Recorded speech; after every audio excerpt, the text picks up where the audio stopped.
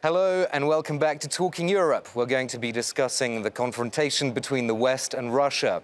Can this poisonous relationship still somehow be detoxified, or is the decline now irreversible? Speaking of poison, two recent events have pushed tensions to new highs.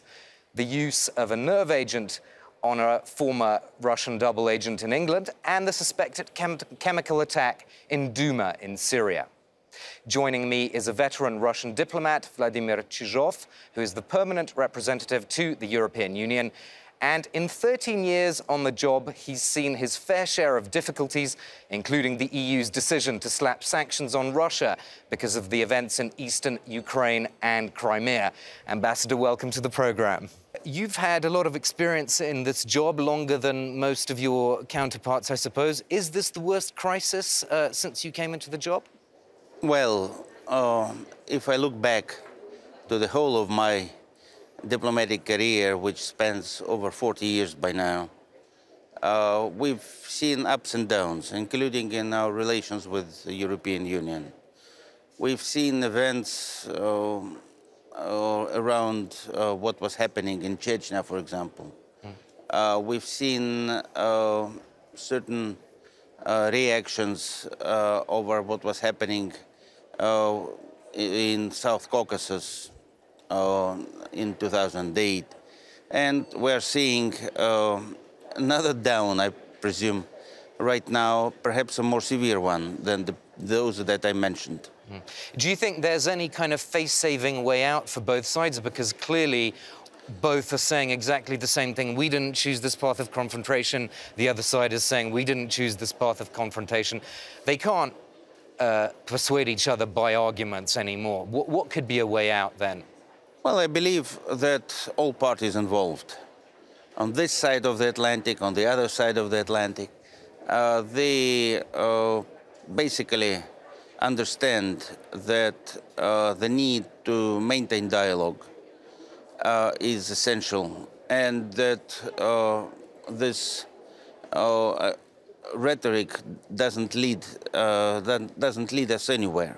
So I would suggest that, you know, this anti-Russian hysteria virus that started far from here, on the other side of the Atlantic, in the context of the recent presidential elections over there, it somehow managed to cross the Atlantic, like viruses sometimes do, and became rather contagious. So I believe that serious politicians should do their utmost to reverse this negative flow, because it's becoming really dangerous. When we see warships in the Eastern Mediterranean preparing to launch Tomahawk missiles, that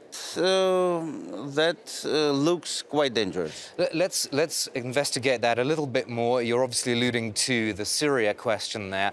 I'd like us to take a closer look now for a couple of minutes in this France 24 report about the history of chemical weapons attacks and alleged attacks in Syria and the blame game surrounding that. Bodies litter the ground, including women and children, all victims of a suspected chemical attack on Duma. Doctors say those that died showed signs of suffocation. They've been treating others who were exposed. Syrian rebels accused Bashar al-Assad's forces of using chlorine gas, first targeting a hospital, then a second stronger chemical agent targeting the town. The Syrian regime has denied the accusation. But this is not the first time the government has been accused of using chemical weapons against its own people. Back in 2012, U.S. President Barack Obama warned there would be consequences. A red line for us is we start seeing a whole bunch of chemical weapons moving around or being utilized. In August 2013, some 1,500 men, women, and children in eastern Ghouta were attacked with sarin gas while they slept. The nerve agent killed hundreds of people, and the scenes of horror from the Damascus suburb shocked the world. The red line was crossed, yet in the end, the U.S., the UK, and France declined to carry out a threatened airstrike. Instead, with the help of Russia, a deal was brokered with Syria in which the regime agreed to the disposal of its banned chemical weapons stockpile. In September 2014, the UN confirmed that Syrian forces were responsible for using sarin gas in eastern Ghouta a year earlier. Despite the agreement to dispose of its chemical weapons, the attacks continued. Further investigations by the agency's Organization for the Prohibition of Chemical Weapons confirmed that Syrian regime helicopters dropped chlorine gas in Idlib in 2014 and 2015. On April 4, 2017, more than 80 people were killed after a deadly nerve agent was dropped in the northwest town of Khan Sheikhoun. Just 3 days later, in retaliation for the attack, U.S. President Donald Trump ordered the launch of dozens of Tomahawk cruise missiles aimed at an airbase believed to be the source of the strike. According to UN investigators, Syrian forces have used chemical weapons more than 24 times during the 7-year-long civil war. Ambassador, so Russia's line is that rebels carry out chemical attacks as well, but the UN itself says that this is not symmetrical because the UN's own Commission of Inquiry in September said that the government of Syria had carried out more than 24 attacks. So it's not the same as talking about rebel attacks using chemical weapons, is it? Well, if we look back at those events and those allegations, unfortunately, the commission that was producing those conclusions was not symmetrical itself. Actually, there were two teams, both led by two British experts who produced these conclusions. That was one of the reasons why my country suggested at the United Nations to adapt the mandate for those two teams to make it more equitable, to make it more balanced. To include Russian investigators? Russian and others, yeah. Not exclusively Russians. But with reference to the recent allegations, the most recent being in Duma. In Duma, that's a complete fake. I can assure you. Let me continue. What's the evidence for saying it's a fake? Well, the evidence is first-hand evidence by Russian military experts in chemical warfare. But that was after the event. That was not straight after it happens. It was straight after it allegedly happened, because nothing happened, actually. The only functioning hospital in Duma, there is just one, which included some basements, and the Russian military experts examined the hospital. They spoke to the doctors. There was not a single casualty. Not a single casualty. No corpses, no people suffering from chemical weapons. And if you look closely to those pictures that were just shown, come on, I'm not an expert in chemical weapons, neither are you, I suppose. But would you really believe that certain doctors are pouring water on the victims without even wearing hand gloves? That looks ridiculous. But we know that the so-called white helmets, an organization posing as, and I quote, Syrian civil defense, was an organization created and financed by Western countries and has been producing fake videos for several years already. There's no evidence that they're aligned with Jaish al-Islam, which is what has been reported in some Russian media. Well, there has been evidence of their contacts and their collusion with certain terrorist groups. Yeah, obviously they denied that in an interview that we gave with them a few weeks ago, but we can go on for much longer about what's really true or not, and we obviously need to talk about other topics as well. But the main issue here, though, is that ultimately things are so blocked in the Security Council that it's impossible for all members to investigate war crimes, even if this turns out not to have been true, and we don't know yet, because the OPCW has not yet reported from Duma, so let's wait for that investigation. But generally speaking, it's now impossible to investigate war crimes, isn't it, because of this total breakdown in relations? Well, I will agree that currently the level of relations between Russia and the West, collective West, indeed is abnormal, yeah, and is, I would say, poisonous for not only for our relationship, but also for the international situation as a whole. In terms of your role here, though, I mean, do you feel that your government has perhaps lost interest a little bit in your mission, given that there is this stagnation? EU-Russia trade has been declining steadily since 2012, dropping by 44% between 2012 and 2016. That's according to Eurostat. Political relations are pretty bad. Russia now looking at China, where there's a very dynamic relationship. Is the EU even relevant, particularly to your government at the moment? Of course it is. You mentioned some figures on trade stopping for some reason at 2016, because since then... well, that's how far Eurostat has given me. No, it has given also more figures related to 2017. And actually, if you compare the first half of 2017 to the first half of 2016, the growth was around 30%. And if you take the whole year of 2017, it's again about a quarter. So it's rapidly picking up.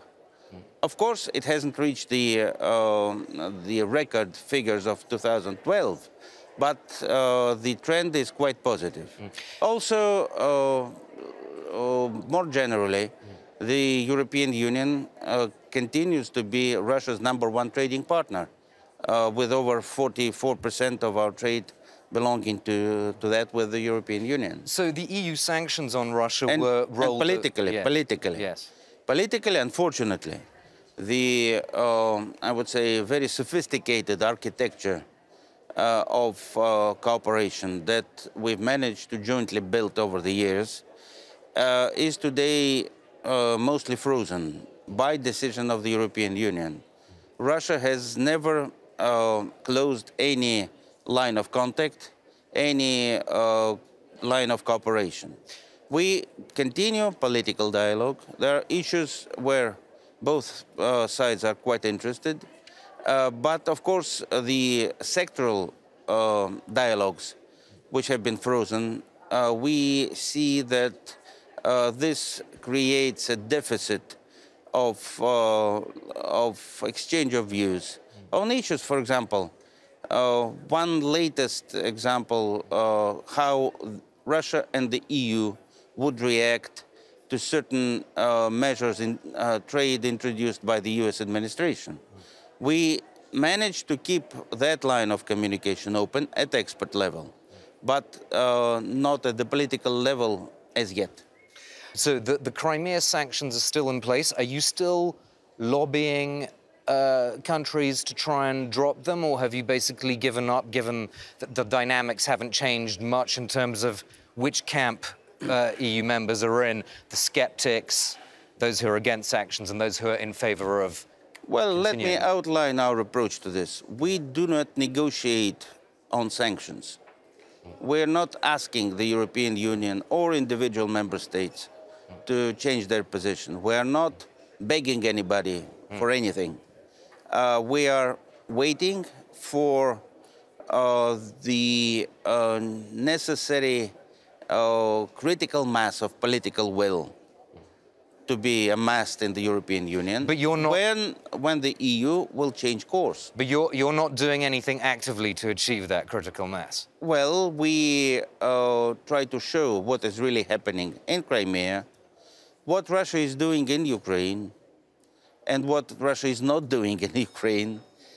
We are involved in international efforts, we leave it for the EU member states to take their decisions. But the trust gap, when you try to show the EU what's happening in Crimea and in eastern Ukraine, it's very hard for your EU partners to get on board in the this latest crisis around the Salisbury attack. I mean, that hasn't made your job any easier, has it?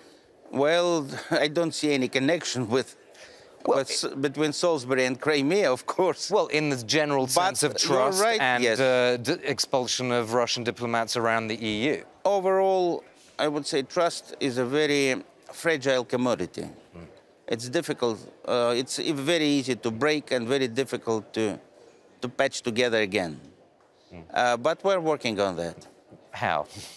Well, through our contacts, explaining what is really happening, including, you mentioned the Salisbury incident. Okay, there has been a criminal act, we assume, on British territory, involving 2 Russian citizens as victims. So the Russian government appealed to the British government to provide information and to provide consular access. We were told, okay, the 2 victims, one being considered as a British subject by the British, but he still retains Russian citizenship. We were told that they were in a coma, they were unconscious and unable to communicate. Now they are both conscious. One of them, the young lady, has actually left hospital, where we hear from official statements, but still no consular access has been provided, which is in contravention with all existing international legal obligations. All this goes back to what you said about trust being a fragile commodity, and it seems increasingly fragile.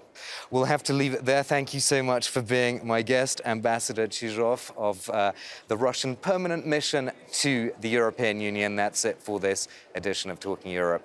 Do join us again very soon. Thanks and goodbye.